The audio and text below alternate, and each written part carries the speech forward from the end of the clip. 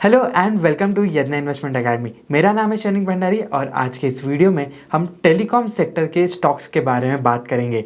ये स्टॉक्स इस सेक्टर में काफ़ी अच्छे परफॉर्मेंस देखने को मिले हैं, be it Vodafone Idea, be it Bharti Airtel. तो इस वीडियो में जो हमारा पर्सपेक्टिव रहेगा it would be purely quantitative based कि ये कंपनीज जो है उनके नंबर्स कैसे है, सब्सक्राइबर ग्रोथ वगैरह कैसा है, तो ऑपरेशनल प्लस फाइनेंशियल परफॉर्मेंस कैसी रही है लास्ट 3-4 ईयर्स में, एंड उसके साथ इनके वैल्यूएशन कैसे है, तो इन सभी के बारे में हम आज डिस्कशन करेंगे। तो शुरुआत करते हैं हम इस इंडस्ट्री के एक इंपॉर्टेंट मैट्रिक्स को लेकर, जो इंडिया का जो एवरेज रेवेन्यू पर यूज़र है, यानी कि एक यूज़र हर महीने कितना अमाउंट स्पेंड करता है to avail the telecom services. तो इंडिया का जो ये वैल्यू है, ये जो मैट्रिक है, दैट इज़ अराउंड $2.08। वहीं हम मेजर कंट्रीज़ की बात करें जो डेवलप्ड नेशंस है, तो यूएस में $45 तक के लोग पे करते ऑन अ मंथली बेसिस, और यूके में वही नंबर इज़ अराउंड $17। तो एक बहुत बड़ा गैप है जो इंडिया का जो टेलीकॉम सेक्टर है एंड जो फॉरेन टेलीकॉम सेक्टर है, तो वहाँ पे so India is considered to be one of the cheapest telecom industry. So इन कंपनीज़ की अगर हम बात करें तो एवरेज रेवेन्यू पर यूज़र, यानी कि यूज़र जो स्पेंडिंग करते हैं पर मंथ, तो एवरी मंथ का के बेसिस पे ये नंबर आता है। तो हम क्वार्टरली डेटा इन कंपनीज़ का देखें, सो 3 साल पहले ये जो नंबर्स थे, सो बेसिकली Q4 FY21 में भारती एयरटेल 145 रुपीज़ कमाता था या चार्ज करता था अपने यूज़र को ऑन एन एवरेज बेसिस, और वहीं जियो जो है वो 138 रुपीज़ पे था एंड वोडाफोन आइडिया 107 रुपीज़ पे। तो कंसिस्टेंटली एक ग्रोथ देखने को मिली है थ्रू आउट द इंडस्ट्री। सभी कंपनीज़ में जो आरपू के लेवल्स है वो बढ़ते हुए नज़र आए हैं। लेकिन अगर हम रिलायंस जियो की बात करें तो लास्ट एक साल में तो 179 रुपीज़ से सिर्फ 182 रुपीज़ पे ही यहाँ पे इनका एवरेज रेवेन्यू पर यूज़र आया है। सो यहाँ पे ग्रोथ जो है आरपू की वो थोड़ी सी स्लो दिखी है। वहीं भारती एयरटेल 193 से 209 रुपीज़ पे आ गया है। एंड मिस्टर सुनील मित्तल, उनका जो कहना है कि उनका target is to take this ARPU level to 300 rupees, and तब भी वो कहते हैं कि 300 के पास आने पर भी इंडिया का जो टेलीकॉम सेक्टर का एवरेज रेवेन्यू पर यूज़र है that would be on a very lower side of the matrix. तो हमने एक कंपैरिजन तो ऑलरेडी देख लिया था। सो अराउंड अगर जब ये 300 लेवल्स पे आएगा तो अराउंड $3.5 से $4 का, डिपेंडिंग ऑन द रेट, इस रेंज में आरपू रहेगा। तो फिर भी वर्ल्ड के लीडिंग कंट्रीज से हम काफ़ी कम रहेगा ये रेवेन्यू, लेकिन this would be very necessary to increase the profitability of this companies. Telecom जो सेक्टर है वो काफ़ी ज़्यादा केपेक्स डिपेंडेंट है। यहाँ पे जो स्पेक्ट्रम लाइसेंसेज है वो बहुत हैवी होते हैं, चार्जेस होते हैं। तो कहीं ना कहीं टेलीकॉम सेक्टर में बहुत ज़्यादा रेवेन्यू तो हो जाता है, लेकिन प्रॉफिटेबिलिटी की जब बात आती है तो वो अभी तक के बहुत स्ट्रांगली नज़र नहीं आई है। In fact Vodafone idea still suffering from losses. तो ये एक मेन ड्राइवर रह सकता है इस इंडस्ट्री के लिए। सब्सक्राइबर बेस की अगर हम बात करें तो लास्ट 3 साल में रिलायंस जियो का जो सब्सक्राइबर बेस है वो 42.62 करोड़ से बढ़कर 48.18 करोड़ तक पे आ चुका है। वहीं भारती एयरटेल का जो सब्सक्राइबर बेस है वो 32 करोड़ से लेके 35 करोड़ पे आ गया है। लेकिन Vodafone idea is consistently losing their subscriber base. तो 3 इयर्स का अगर हम क्यूमुलेटिव एक एस्पेक्ट देखें तो cumulative subscriber addition for Reliance Jio was 5.56 crore, Bharti Airtel के लिए 3.09 करोड़, एंड वोडाफोन आइडिया ने अपने 5.5 करोड़ सब्सक्राइबर्स लूज किए हैं इन the last 3 years. So market share की बात करते हैं। सो हमने जैसे अभी सब्सक्राइबर बेस भी देखा, तो बेस्ड ऑन दैट ओनली कि रिलायंस जियो का सब्सक्राइबर बेस सबसे बड़ा है एंड उसी की वजह से उनका मार्केट शेयर भी सबसे ज़्यादा है। इसके अलावा भारती एयरटेल जो है 33% पे का इनका मार्केट शेयर है एंड वोडाफोन आइडिया का अराउंड 19% का मार्केट शेयर है। इसके अलावा 2 स्टेट प्लेयर्स है, एक है BSNL and second is MTNL। So these are like MTNL तो हार्डली कहीं ऑपरेट कर रहा है एंड BSNL भी अभी एक गवर्नमेंट रन एंटिटी है, बट उसका बहुत मेजर कंट्रीब्यूशन नहीं है इस इंडस्ट्री में। VLR एक और इम्पॉर्टेंट मैट्रिक्स है कि ये मैट्रिक्स ये दर्शाता है कि जो आउट ऑफ टोटल सब्सक्राइबर्स कितने सब्सक्राइबर्स एक्टिव है, यानी कि अगर भारतीय एयरटेल का 99.91% का VLR है तो 10,000 सब्सक्राइबर्स में से सिर्फ 9 सब्सक्राइबर्स ऐसे हैं जो एक्टिवली इस कंपनी के सिम को यूज़ नहीं कर रहे हैं।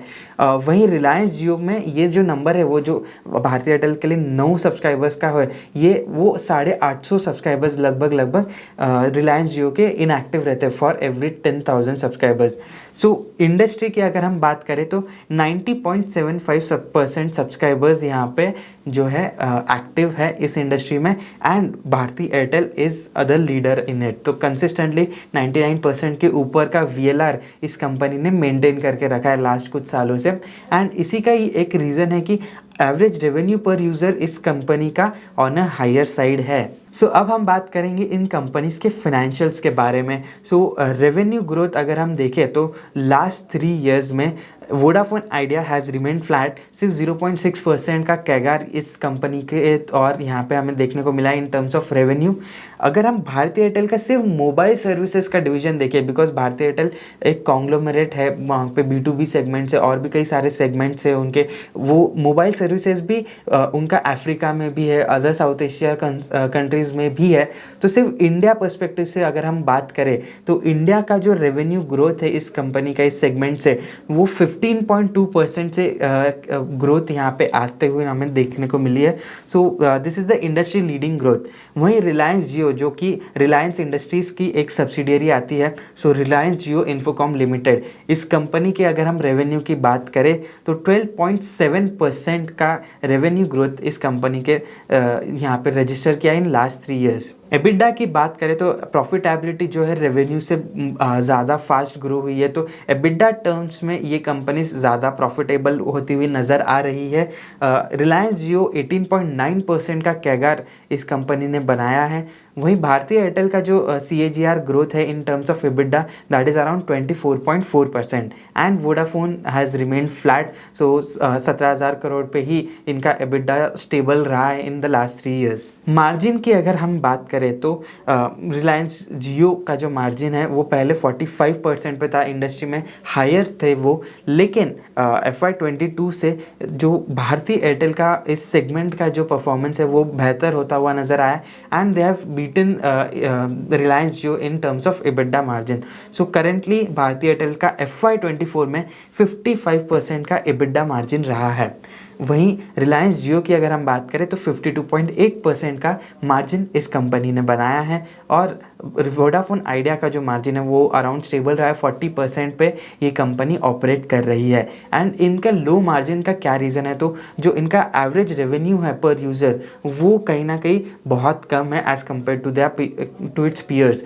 तो कॉस्ट जो है ऑलमोस्ट सभी को सिमिलर लेवल्स पे लगती है, लेकिन अगर कोई कंपनी ज़्यादा रेवेन्यू चार्ज कर रही है तो जैसे भारतीय एयरटेल ज़्यादा अच्छा चार्ज कर रही है, तो ये एक पॉजिटिव एस्पेक्ट है कि आपके जो मार्जिन है वो बेटर होते रहेंगे हमेशा। स्टॉक परफॉर्मेंस की अगर हम बात करें तो इस इंडस्ट्री में जो सबसे ज़्यादा स्टॉक प्राइस में ग्रोथ देखने को मिली वो वोडाफोन इंडिया के स्टॉक प्राइस में थी। लास्ट 1 ईयर में 130% का रिटर्न इस स्टॉक ने दिया है। उसके बाद भारतीय एयरटेल ने 68% का रिटर्न इस स्टॉक ने दिया है। रिलायंस इंडस्ट्रीज़ ने अराउंड 15% का ग्रोथ दिया है, बट यहाँ पे हमें समझना होगा कि रिलायंस में जियो एक छोटा पार्ट है, इसके साथ साथ इनका रिटेल बिजनेस है, ऑयल बिजनेस है, they are also developing their new energy business, तो एक बहुत ही डाइवर्सिफाइड सेगमेंट है। In fact same goes for Bharatiya Airtel, लेकिन वो कहीं ना कहीं टेलीकॉम स्पेस में ही है। तो अगर हम इन कंपनीज़ के वैल्यूएशंस की बात करें तो PE टर्म्स में जो कंपनी सबसे हाई PE पे है दैट इज़ भारतीय एयरटेल, 115 का PE यहाँ पे इस कंपनी को मिल रहा है। वहीं रिलायंस इंडस्ट्रीज़ जो है 28 के PE पे ट्रेड कर रही है। सो ये दोनों कंपनीज अपने 3 ईयर मीडियन PE से हायर साइड पे ट्रेड कर रहे हैं। वोडाफोन आइडिया बेसिकली ये लॉस मेकिंग कंपनी है, तो इसलिए करंट PE या फिर हिस्टोरिकल PEs इस कंपनी के लिए अवेलेबल नहीं है। इनफैक्ट इस कंपनी का जो रिजर्व्स है वो भी नेगेटिव है, यानी कि जो बुक वैल्यू है वो भी नेगेटिव है। इस वजह से इसका PB रेशियो भी नहीं जनरेट हो पा रहा है। सो PB की बात कर रहे हैं तो भारतीय एयरटेल अराउंड 10 के PB पे ट्रेड कर रहा है, एंड रिलायंस इंडस्ट्रीज अराउंड 2.48 के PB पे ट्रेड करता है। ईवी बाय इबिडा के टर्म्स में अगर हम बात करें तो current EV by EBITDA Bharti Airtel is around 12 times of its EBITDA, उनका जो एंटरप्राइज वैल्यू है। वहीं वोडाफोन आइडिया 19 टाइम्स है। तो इस मेट्रिक में तो वोडाफोन आइडिया ओवर वैल्यूड लग रहा है as compare to its peers. Reliance Industries के बात करें तो ये भी 12 के ईवी बाय इबिडा पे ट्रेड कर रहा है, लेकिन ये वैल्यूएशंस हमारे टेलीकॉम बिजनेस को जो हमने अभी यहाँ पे एनालाइज किया उसका डायरेक्ट प्रोपोर्शनल नहीं है, बिकॉज काफ़ी सारी दूसरी चीज़ें हैं, दूसरे रेवेन्यूज़ है, दूसरा प्रॉफिट्स आ रहे हैं इन कंपनीज़ के लिए, न्यूअर ग्रोथ अपॉर्चुनिटीज़ भी है, एंड इस वजह से डिफरेंट वैल्यूएशंस यहाँ पे हमें देखने को मिल रहे हैं। सो आई होप आपको ये क्वान्टिटेटिव एनालिसिस पसंद आया होगा टेलीकॉम सेक्टर के बारे में। अगर आपको ऐसे ही और फंडामेंटल एनालिसिस के वीडियोस चाहिए तो आप हमारे चैनल पे बने रहिए और अपने व्यूज़ जो है हमें कमेंट्स करके बताइए और इस वीडियो को ज़्यादा से ज़्यादा लाइक कीजिए। तो थैंक यू सो मच।